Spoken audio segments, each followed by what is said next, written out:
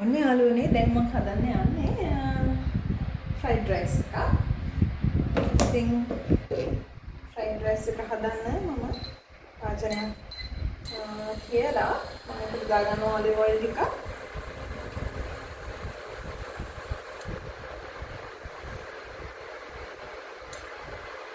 Olive oil ටිකක් දාගන්නවා. ඊට අමතරව මම මේකටම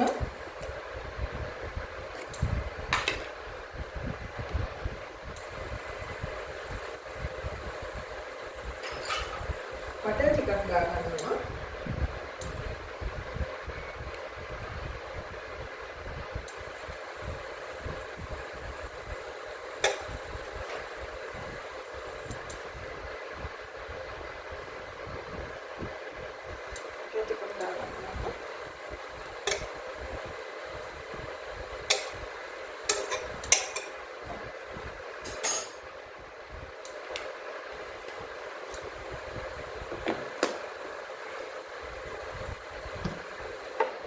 මේක හොඳට රත් වෙනකොටම සුට්ටක් වැඩි කරගමු අපේ හීට් එක. ඊපස්සේ මම මේකට එකතු කරගන්නවා රෝස්මරි ටිකක්. ඩ්‍රයි රෝස්මරි ටිකක්. තේනවා නම් විතරක් එකතු කරගන්න. ඊට පස්සේ මම දාගන්නවා මංගාව තියෙනවා bay leaves. ඊළඟට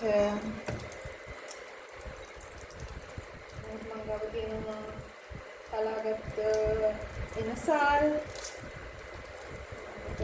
කුරුළු පොත්තු, සුදුලුණු, ඉඟුරු මේ හැම දෙයක්ම මම එකට එකතු කරගන්නවා.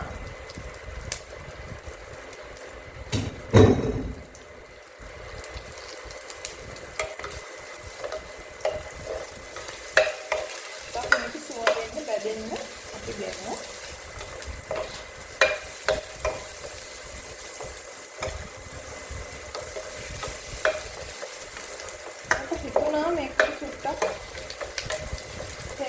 වගේ කියලා. මොකද අපි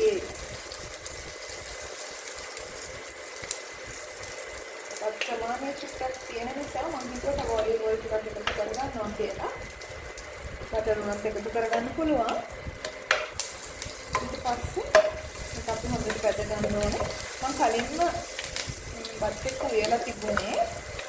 ඊට සම්බන්ධ තිබුණේ නැහැ මගේ ළඟ. සම්බන්ධයි තිබුණේ. ටික සම්බන්ධයෙන් ටිකක් ඔයා කහ පොඩ්ඩක් දාලා ඒ පොඩි අය හරි ආසයි කහ පාටට තියෙනකොට කහ ටිකක් දාලා ලස්සනට තිබුණාම පොඩි අය ආසාවෙන් කනවා.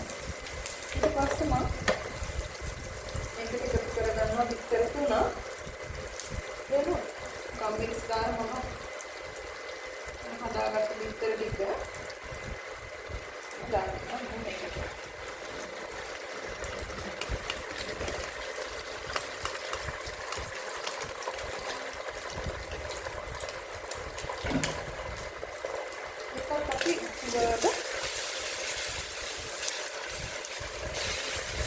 බෙදෙන්න දෙනකොට මේක හදා ගන්නත් හොඳට එක.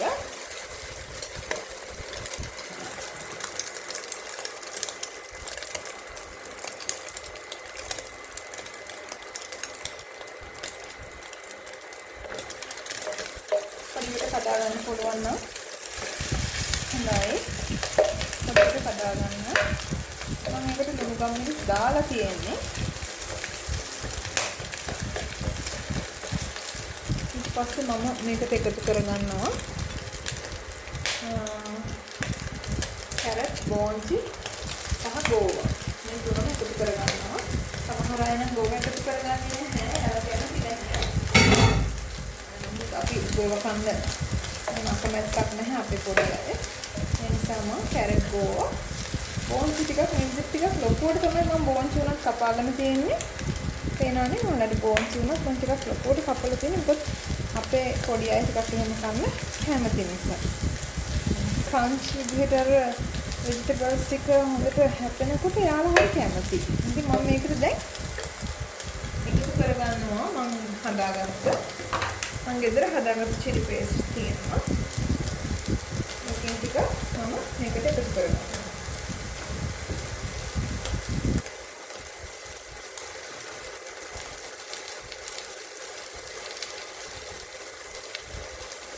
මේ ගෙදර හදාගත්ත chili paste.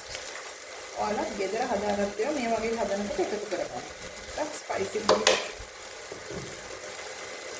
කන්න පුළුවන්.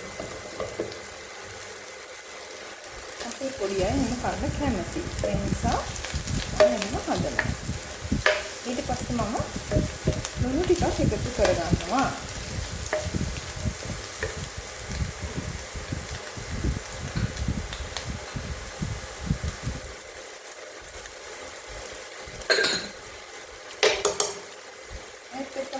සෝස් ටික එකතු කරගන්නවා.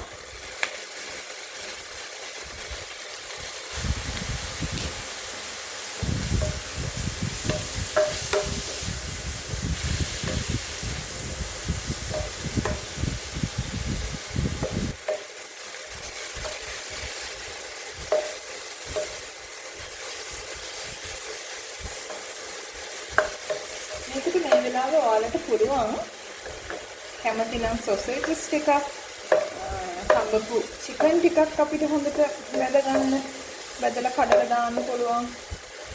ඉස්ස ටිකක් දාන්න පුළුවන්. මාළු වුණත් එකතු කරගන්න පුළුවන්. කිසිම ප්‍රශ්නයක් නැහැ. මම අපේ ගෙදර චිකන් කන්න කියා ඉන්නවා. එග් විතරක් කන අය ඉන්නවා. ඒ නිසා මම මේකට එග් විතරයි එකතු කරගන්නවා.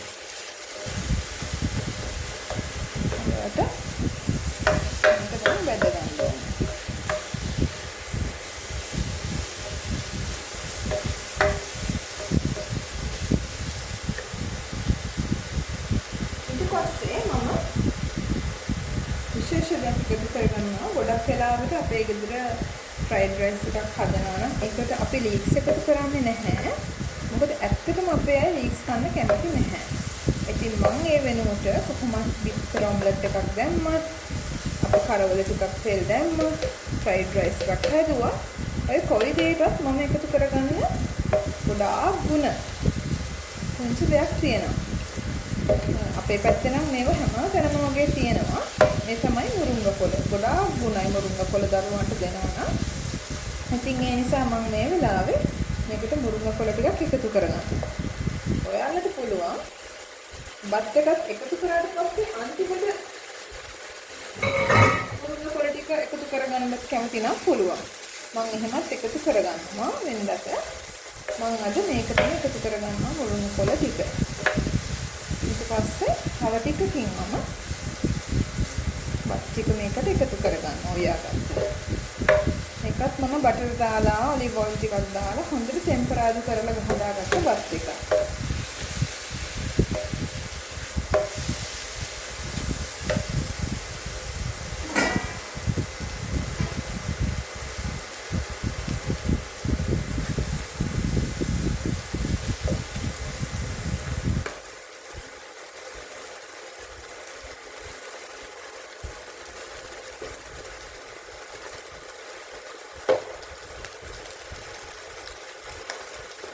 මේකේ හීට් එක පොඩ්ඩක් දැන් අඩු කරගමු. මොකද අපිට දැන් බත් ටික දාගන්නයි තියෙන්නේ. සහීට් එක අඩු කරලා මේක දාගන්න.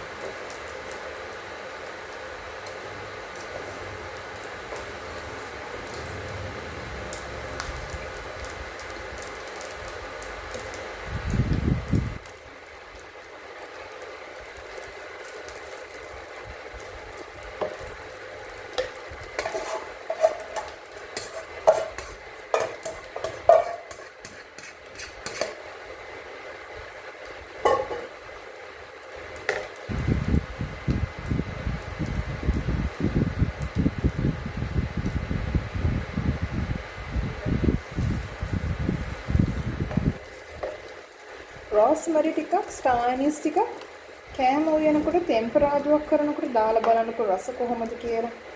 රසයි සුවඳයි හැමදේම වෙනස් වෙනවා.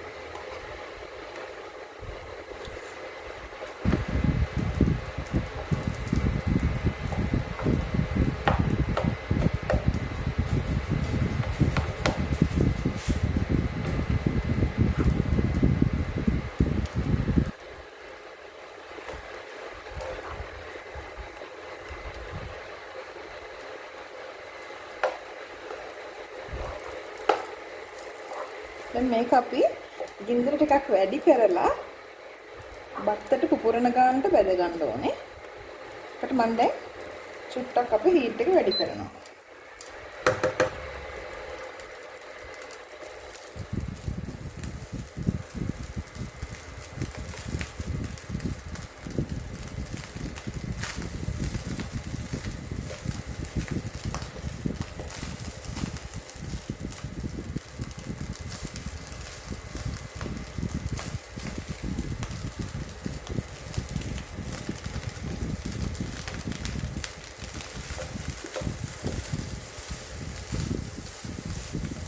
මේ වෙලාවේ බත් එකට ලුණු මදි නම් ඔයාලට පුළුවන් ලුණු එකතු කරගන්න. කැමති නම් සීනි එකතු කරගන්නත් පුළුවන්. මම එකතු කරගන්නේ නැහැ. මොකද මම මේකට කලින්ම chili paste එහෙම දාගත්ත නිසා අපි chili paste එකට සීනි ටිකක් එකතු කරලා තියෙන නිසා මම සීනි එකතු කරගත්තේ නැහැ.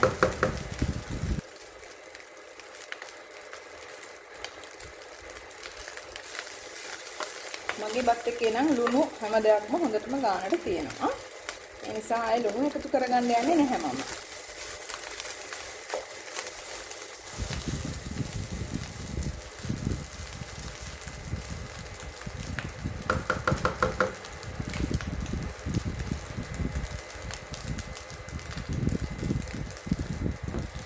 මේක තමයි මගේ අද රෑට කන්න හදපු fried rice එක. egg fried rice එක. රසද බලන්නකෝ ඔයාලත් හදලා බලන්න.